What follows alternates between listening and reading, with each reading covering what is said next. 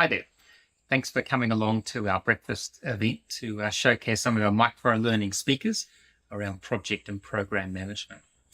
We're not quite ready yet. We're still sorting things out, getting the technology up and running so we can all be ready for you. So in the meantime, have a look at a few of these snippets and it'll give you a bit of a taster as to some of the other micro-learning modules that we've got, some of the speakers we've got coming up in store over the next 12 months. Thanks so much. Talk to you soon. Cheers.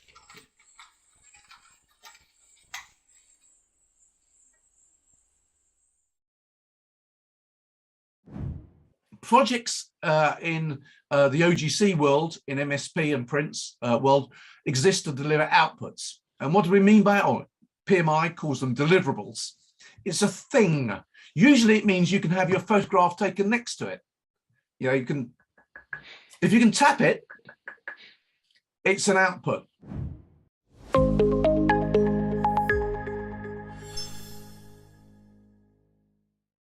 Risks and issues on programs.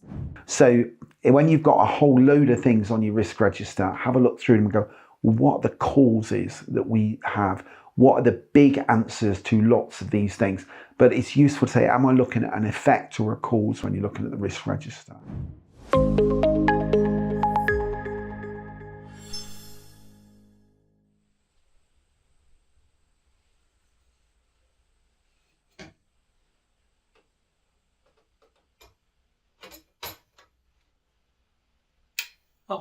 Hi. Thanks for coming back. We're still getting the cameras ready. We're still getting everyone positioned so we can do the broadcast really well for you. So look, have a look at a few more of these micro-learning snippets so you get a bit of a taster of what's in store. Again, talk to you soon. Thanks for hanging by. Cheers.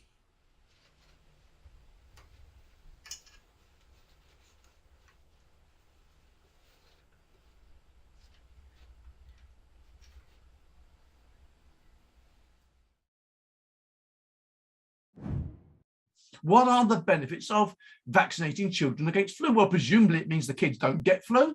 They can go to school, their exam scores improve, their education improves. They don't give flu to other kids at school.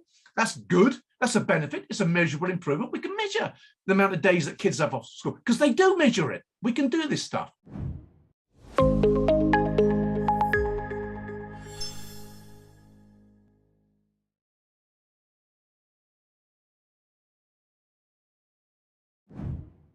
A team member may say something like, this new project is negatively affecting our team, and that's not being taken into consideration at all. So an active listener could respond by reflecting back. What I'm hearing you say is this new project will have negative consequences for your team. So I'm not parroting back, I'm reflecting back what I'm hearing in my own words.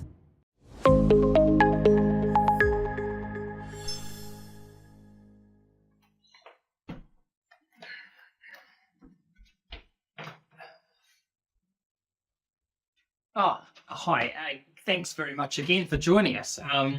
Now, we're just showing you a few of these snippets, so you've got a bit of a taster of what the micro-learning is all about.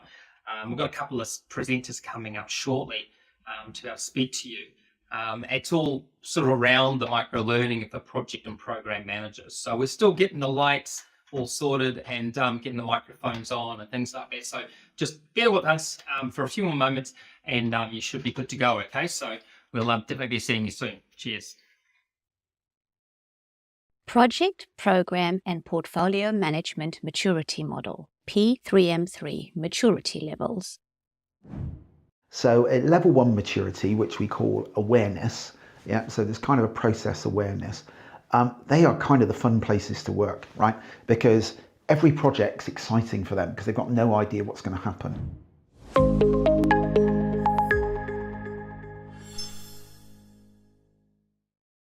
Establishing an enterprise project management office. One of the key things is spending a lot of time on problem definition, understanding, and obviously the same for projects, right? What are we actually trying to resolve here? Are we all clear? Are we all agreed? It takes a lot of time to do that.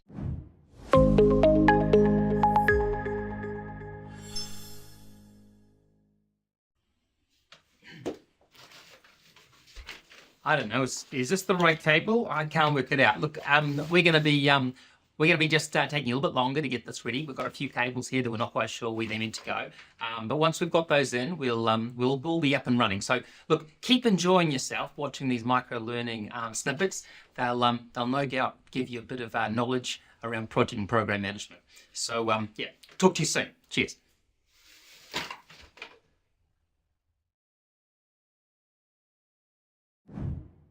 Ponder this. We typically divide projects into work packages. We divide programs into projects. There's inevitably an overlap. Should I run a big, complicated project with big, complicated work packages? Or should I run a simple program with specific projects in it? One person's big, complicated work package is another person's simple project. And organizations will make different choices.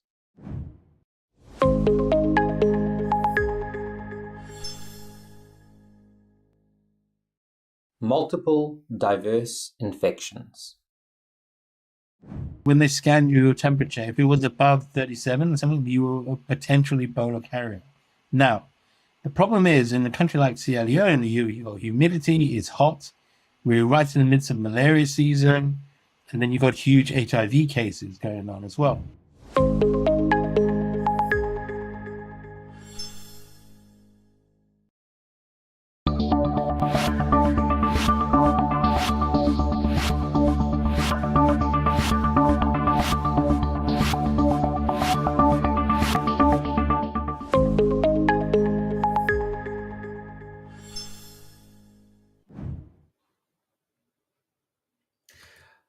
Kia ora whānau, it's Scott Spence here. Welcome to those in New Zealand, Australia and beyond. Welcome to the CC Learning Network event.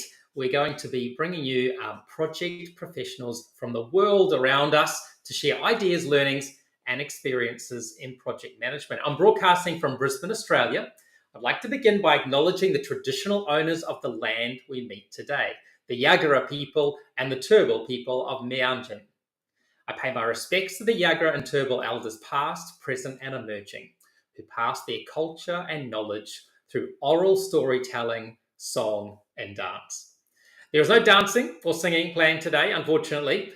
We will, however, use oral storytelling to share with each other the wisdom and knowledge gained from experiences in project management. In that way, we hope to blend cultures and histories together. In fact, today we'll even be talking about storytelling and how useful it is in project management to ensure success. So I extend a warm welcome to Andy Murray from the banks of the River Dee in West Kirby in the Wirral, north of England, and Marisa Silva, based in Leiria, Portugal. I'm broadcasting from Brisbane on a very drizzly evening. We've had a few thunderstorms tonight, and I welcome those worldwide joining online via YouTube, Facebook, and LinkedIn. Now, Andy, tell me, is there anything exciting happening in the UK at the moment that you can tell us about?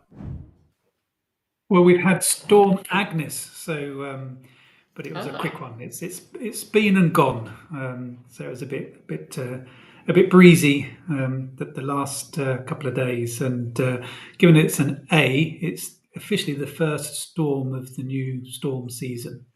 There you go. Oh wow! Okay, so the naming of storms is agreed jointly between the UK Met Office and the Irish equivalent Met Office. Very nice. Nice that you've got a good way to name your storms. Okay, that'll put a lot of people who are having babies at rest, that they know that they can also follow that process. And Marisa, how about you? How's the Portuguese summer? Has it also ended with a storm? No, we are actually having nice weather for this weekend. So it's going to be about 28 or 29 degrees today. So still feeling very warm. So nice weather out there. We've got the same here in Brisbane. So it's pretty pleasant actually. And I don't mind the odd storm coming along and drenching everything. It gets a bit dry in these parts of the world. And I guess just like Portugal, we have threats of forest fires. Exactly. So the idea of rain coming along and putting a bit of a dampener on that forest fires occurring is a great way to go. So let's get down to it then. So today we're going to discuss the 4 scenarios in the PRINCE2 version 7 guide.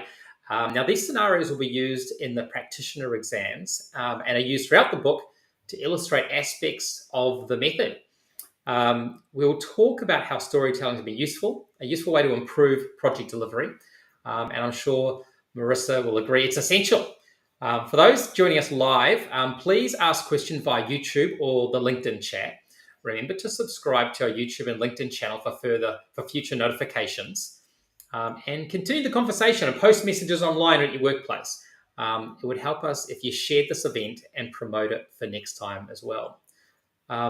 Andy, I'm wondering, do you mind giving us a brief summary of how these scenarios will be used in the exams? I know there's lots of people who are looking at doing the PRINCE2 exams, and they're interested in this concept of the scenarios, which I think was introduced with MSP. And then maybe you can explain why the authoring team included these scenarios and how you decided on those mix. Yeah, thanks, Scott. I'll start with the last bit first. So you're quite right. PRINCE2 is not the first of the People Cert best practice guides to include scenarios, so we can't claim credit for the idea of having them. But the reason for them is there's a number of reasons. So one is that a method like PRINCE2, we have our principles, and so the method's based upon people applying judgment.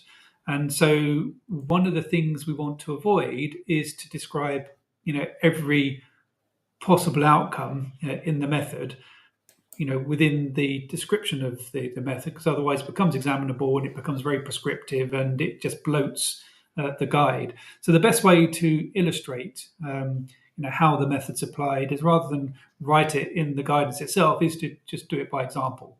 So that's the value of the scenarios.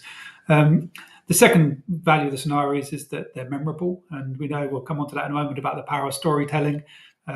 People will remember the scenarios because we're sort of, as a species, we're programmed to remember things in that way. And then the third aspect is, and it's in the introductory chapter in PRINCE2 7, is the different contexts that PRINCE2 can be applied to. Now, PRINCE2 has been designed to be a universal method, so it can be applied to any context, but we signpost 5 particular ones just to get people thinking about different contexts and how we might set them up. So we talk about the organizational context, about whether the projects within a program or sitting in a portfolio, whether it's a standalone project and so on, whether it's a public sector, private sector type organization or not-for-profit. We talk about the commercial context, whether there's a commercial relationship between the customer and the supplier is involved in the project. We talk about the delivery method, whether we're doing it in a linear sequential way or whether it's iterative incremental. So basically whether we're using agile, if you like. And then there's the sustainability aspect, about the priorities of different aspects of sustainability and how they drive project decision making and the application of the method. And then lastly, the scale, so from sort of micro projects at one end of the scale to mega projects at the other end. So they're the 5 contexts that we have. So the scenarios really help us to bring across those 5 scenarios. And then in terms of how they're used for the exam, one of the things, and I think we discussed it on a prior one of these behind the scenes sessions, Scott, about the cognitive load. So we were really keen the way that we set out the manual and the way that we introduced concepts. We do so in an incremental way to reduce that cognitive load. And then the scenarios being that we include in the manual, also being the ones that are used in the exam, means that also reduces the cognitive load, so that people just or candidates can focus on the questions rather than trying to understand the scenario as such. So there's sort of the rationale behind why we have the scenarios and how they're used. And I noticed that the scenarios are used like there's a bit of an introduction at the beginning of the guide that tells you effectively a background of what the organization is, why they're doing it, and then there's a bit of a project plan at the bottom, and there's consistency. So each of the 4 scenarios has that. Did you choose them on the basis of, okay, that'll be really good to demonstrate the plans theme, let's guide it down that avenue, or was it a case of drip feeding them throughout the guide? Because I notice they are mentioned all the way through the guide, and new information comes in at different points. Yes, so it was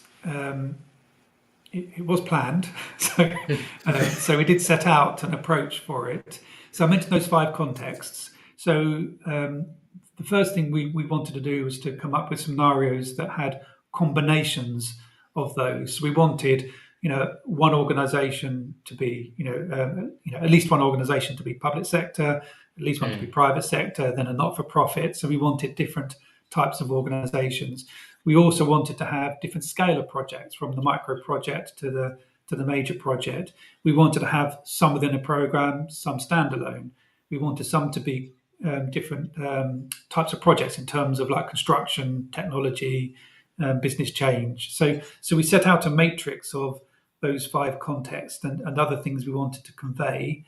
And then we thought about how many scenarios can we use to get that across. And originally we thought we could try and do 3. We couldn't quite get all those different contexts into 3, so we settled on 4. And then we did a matrix sort of showing how those could be combined.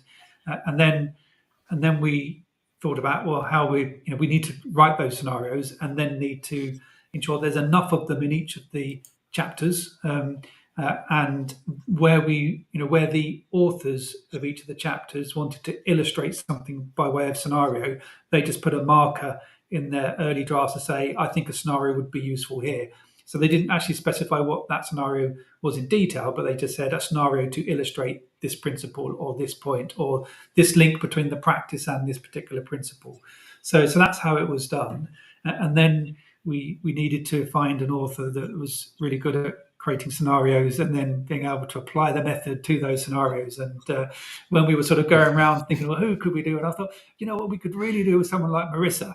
And because I've read some of Marissa's work around using sort of fairy tales and other stories to illustrate, project management, thinking. And so I reached out to Marissa, and thankfully she said she was up for it. So that was the brief that Marissa had. It was literally a matrix saying, can you weave these factors into each of the scenarios to come up with the base scenarios? And then the authors saying, can I have a little vignette for this one, or can I have a vignette for the risk practice, can I have a vignette for progress? That's how it worked. So Marissa, where was the inspiration? Are they fictitious, or are they actual real places that? No, they are all fictitious. Of course, they are inspired by my practice, by the world around us. So some of them are things that I would recognize in my day-to-day. I also work as a consultant, so I've seen some of those cases myself. And then they get some inspiration from other companies that some of us all know. So a mix, just to make it more real, as it was the main intent of having the scenarios incorporated into the new PRINCE2. So bringing those concepts to life through reality, showing that best practices also need to fit that reality. So applying that tailoring was fundamental. Yeah, because interestingly, Scott, there was because the names of the organisations are made up as well, but there was one that we made up, and so before we went through final publication, the legal team did some cross-checking, and the company existed. So we had to change the name of the organisation. It was a different line of work, but the name of the company it did actually exist. Yes, I really therefore tried to find the interesting names, engaging names that would show what type of company that was, what type of industry, and then we ended up finding one that really existed. Obviously, you're very good at choosing names for companies, so maybe you should nominate yourself for naming storms as well, because I believe that is done quite a lot in the UK. And so, I guess one of the questions would be, do you think because I know you look at some of these guides and they have real companies, like they have companies that have submitted their case studies and include those in the guidances. Was it a conscious decision to say, we're not going to try and find organizations that have done exactly this thing? We're going to create them fictitiously, because I guess it gives you more flexibility. Is that the logic that went in there? Andy? Yeah, I think that the other challenge with that, Scott, is it immediately places it in a specific territory, and it also has the danger of dating it. So the other thing that we wanted to avoid, in the way that the scenarios were crafted, was to include content in them that would say, "Oh, that was definitely 2021." Right. So, so we tried to avoid including things that would put a timestamp on the scenarios as well. Yeah, that's fair enough. And I guess one of the questions that I'm sure people will be asking, I'm not sure who would be best to answer this, but with the scenarios that you get at the beginning of the book, you then get, like I say, a little vignette during the different chapters. Do you know if the items within the chapters are also examinable in addition to the scenario that's at the beginning? They're not. So it's only the content that's in the main core that's examinable. So that excludes the vignettes, as you called them, that are threaded through the chapters and also the appendices. Okay. Well, that's cool. And can you give us some examples of where you've heard the experience of storytelling within projects? Because we're talking about the manual here, and we're talking about how this can benefit people in their learning. But there's reality, right? And out there in reality, people are using this sort of storytelling to improve the way they deliver projects, to convey this information. I guess that's the main points, but maybe you guys can expand on exactly why the storytelling is so important. Well, for me, it's a fundamental tool, a powerful communication tool. It helps to have a shared understanding of what the project is about, to convey what is the vision of the project, so making it more relatable to real world. And you can also turn complex concepts into simple, plain English or any other language that people can understand, that people can relate to. So that was the approach that I've used in the book that I wrote before, as Andy mentioned, so combining fairy tales, stories, traditional stories that we all know, to project management ideas and principles. And in real life, in the world of managing projects, that's something that when I'm managing a project, I also use to solve conflicts, to motivate my team, to communicate expectations to the customer, particularly when it comes to organizations that have low maturity of project management. It does help to show them what a simple project can be, and then use that main idea to start building from it, to start adding more context, more content, and introducing now the idea of best practices. So starting simple and building that foundation. By using simple stories, I think it also excites people. It appeals to their imagination as well. So it can also be a powerful tool for brainstorming, for problem solving. There are multiple benefits in having storytelling involved. And do you feel as though you have to, because one of the things about storytelling, I guess, is that sometimes it's who says the story, who tells the story, as much as the story itself. So, and sometimes, oral storytelling versus written storytelling can be different and convey different things as well. And I think, a good orator is able to draw on the world around them and the things that happen. Can you give us some examples, either that are in the manual or not, that are your go-to stories? Like, this is, whenever this happens, this is the go-to story for me. Can you sort of give us a little bit of a hint so maybe we can use it? Well, allow me just to mention something. You just remind me, when you talked about oral storytelling, we also had a very interesting initiative here in Portugal where we didn't want to lose the traditions of older people. So what a group of investigators did, they went from village to village and start recording those stories as a way of preserving that legacy. So making it not just memorable, but also useful for future generations is what stories would allow us to do, through written stories or through oral stories, as in this example. Now, coming back to your question about examples of how the stories can be used in the book, We do have multiple vignettes, as we were referring to before, where the scenarios are being brought to life. So this can include, for instance, the case when a decision is being made in a more informal way, rather than through going through a formal moment of discussion with a project board, with a steering committee. We also use examples of how stories could be applied or how the scenarios could be applied by having an informal chat between colleagues to ensure that there is a clear understanding of what the project is about, or even in the resolution of issues and risks. So we try to illustrate those different concepts that are mentioned in the book by having those scenarios shown in practice. And you say you came up with 4. Did you actually come up with a whole lot? Like one of my great phrases that I use is, I'm sorry my letter is so long. I didn't have time to make it shorter. Is that the case for you, where you actually came up with like a dozen ideas of different types of organizations and went, I've got to cull them, get rid of the worst ones. So what are the ones you don't want? What was We your have process? shortened some of the scenarios at one point, trying to accommodate, trying to make it digestible for people. So that view of having too many ideas, I think, would apply. But in regards to having just 4, I think that was a conscious decision, as Andy mentioned, or a decision that the team then identified as necessary. But in regards to shaping the scenarios, ensuring that they have just enough, that was some work. And which is your favorite? Tell us which is the favorite. You're like, that's the best one. No, everyone's got a favorite kid, right? But no one actually says it. But you can tell me. Well, the one that I relate the most is the one about introducing a new solution for recording information about timesheets and resources, because that's something that I do a lot in my day-to-day as a PPM consultant. But then, other than that, I also really like the one about the city council and how they are building the shopping center and all the difficulties that they experienced. How about you, Andy? Have you got a favorite? Yeah, the shopping centre one I found fascinating because you can't consider it without the broader context of what else is going on.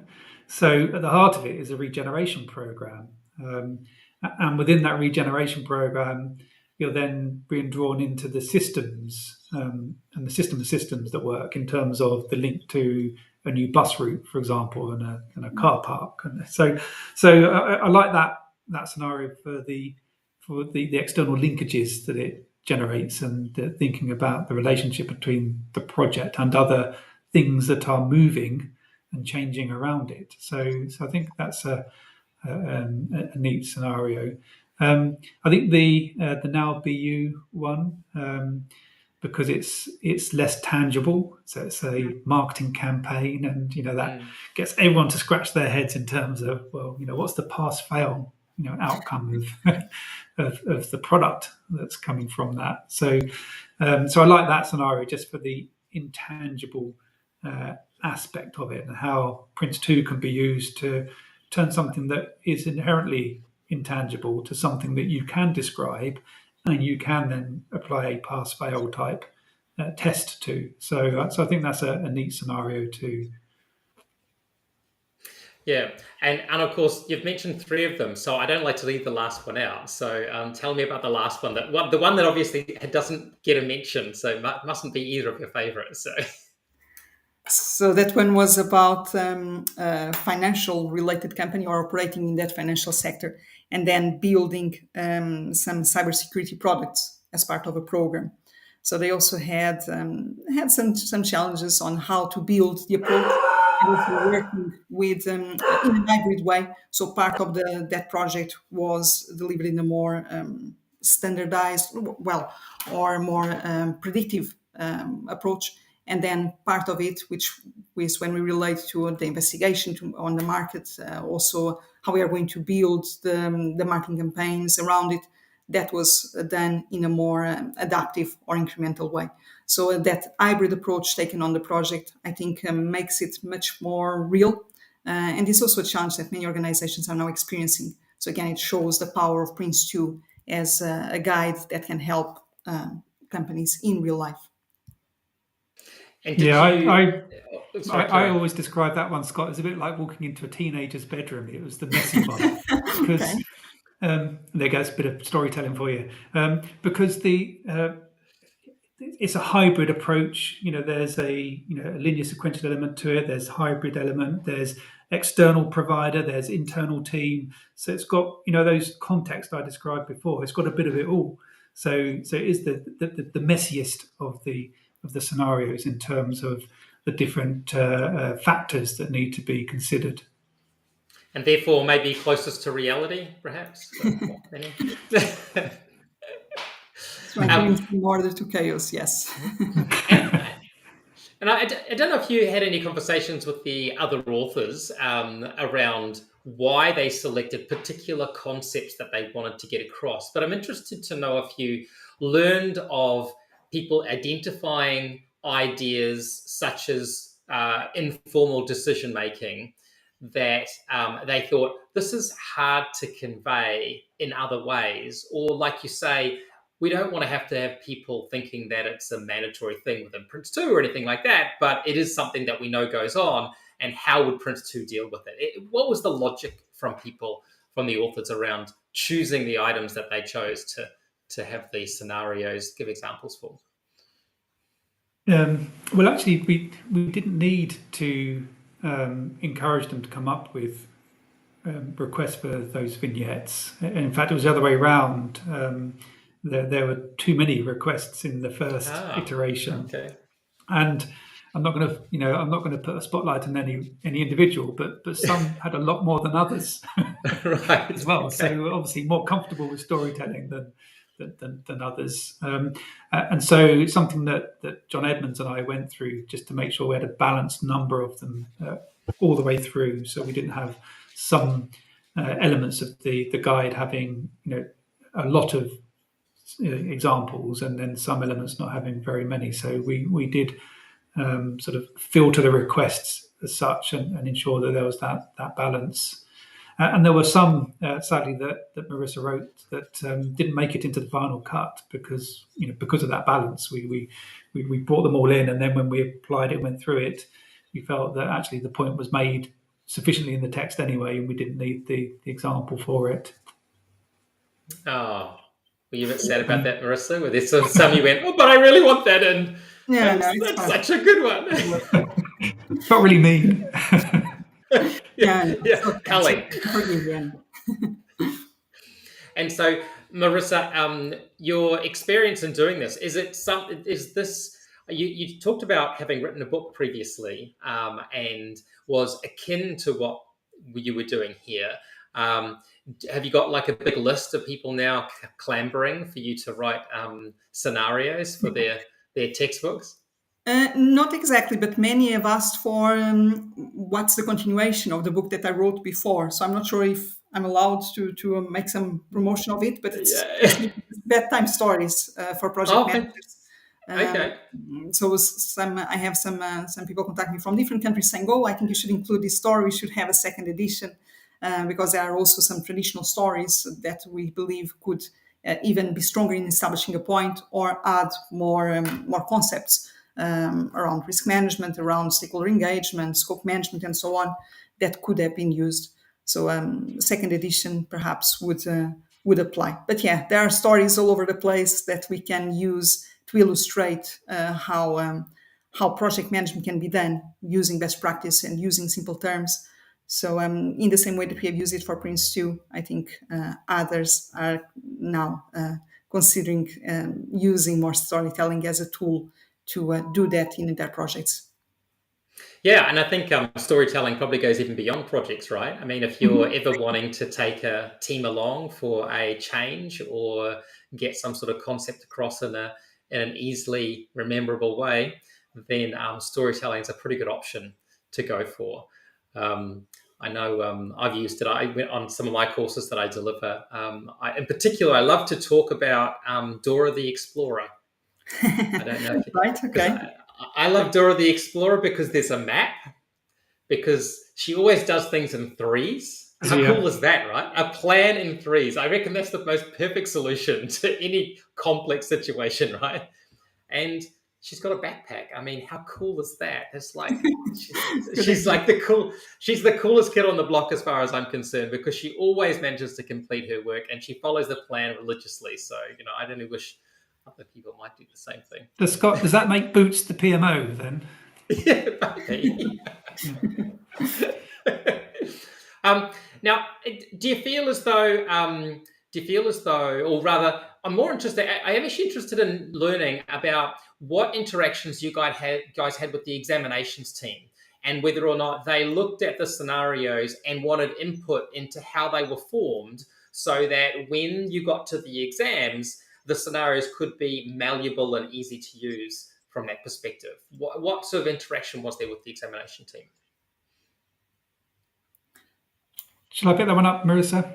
Mm-hmm. Yes. Yeah. So the principal change from the early drafts to the final version was the inclusion of the plan at the bottom of the scenarios in the introductory chapter that you mentioned earlier, Scott, and the consistency. And then the other change, the other feedback that we got from the exams team was that I think originally the scenarios were ambiguous in terms of where they currently were in terms of the life cycle, but for the exams, they needed to be stated that the project's currently in the initiation activity, or it's in delivery, or it's wherever it is in its life cycle. Like a position. Yeah, right. Yeah, so its life cycle point was included. So that was really the principal feedback or input from the exams team, which was to include a plan, or an outline of the plan, and then state where it is in the life cycle.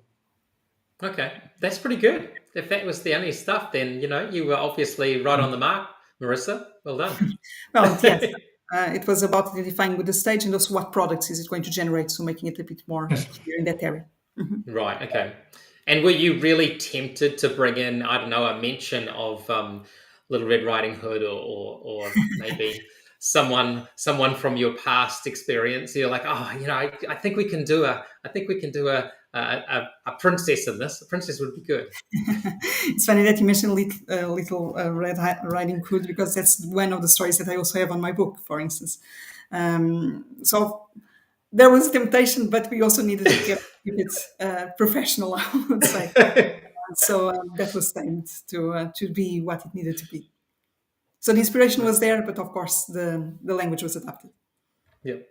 And now going back to storytelling in the workplace and storytelling in projects, can you give us sort of like a few step plan on how to go about it? Is it some projects that you should do storytelling in? Are there some concepts that you should look at applying storytelling? If a project manager is thinking, well, when would I use storytelling? What would you tell them? I believe it could be used throughout the life of the project. Different stories would apply depending on what we are considering, and also the audience that you have. Like, of course, there are perhaps stakeholders that would be more open to receive that approach than others, so that would also need to be considered. But I would say that even if they are not, the approach that you are taking and how that message would be landing can be shaped, can be tailored. So the story would still be there. It's just how we pass that story. Like we see the very beginning of the project, using the story of the emperor's clothes to see if the emperor is really naked or not, if the project is really viable or not. If I'm the only one that cannot see that the project should go ahead, I think is a good way of establishing a point of the importance of the business case, for instance. So just to give an example there. But then throughout the life of the project, there are opportunities where you can use storytelling for solving problems, to build trust on the team, or even just to ensure that amongst the different stakeholders that there is this shared solid view of what the project should be about. So for me, it can be used throughout.